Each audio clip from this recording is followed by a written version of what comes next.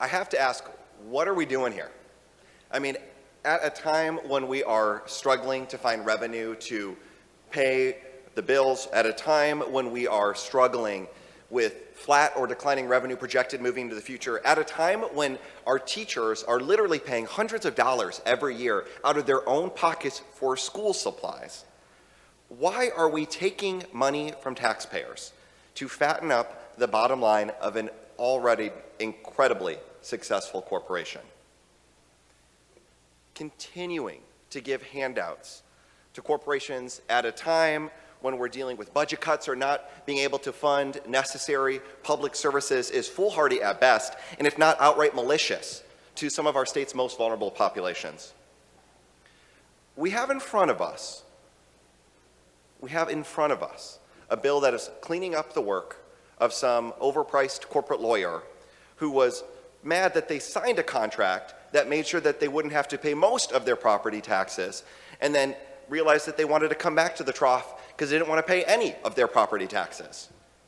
People are frustrated because corporations get to live by a different set of rules than the rest of us. And these bills are just another example of that being true. But here's the worst part. Bills like these come with them promises that rarely come true. Promises of jobs that don't arrive, promises of rapid growth that remains tepid, promises of community benefits that never arrive.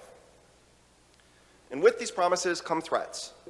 Threats that the business will move to another state, threats that we will lose jobs, all because we're asking corporations to play by the same rules that the rest of us here have to play by.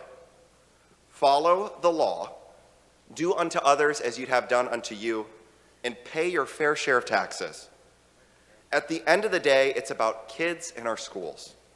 So I hope my colleagues will join with me to vote no today, to support our schools, that they'll vote no to support the small businesses in their community that are working hard every day and not coming to the legislature to ask for a special handout, that they'll vote no to make sure that the sweetheart deals stop, that they'll vote no because it's the right thing to do. Thank you, Mr. Speaker.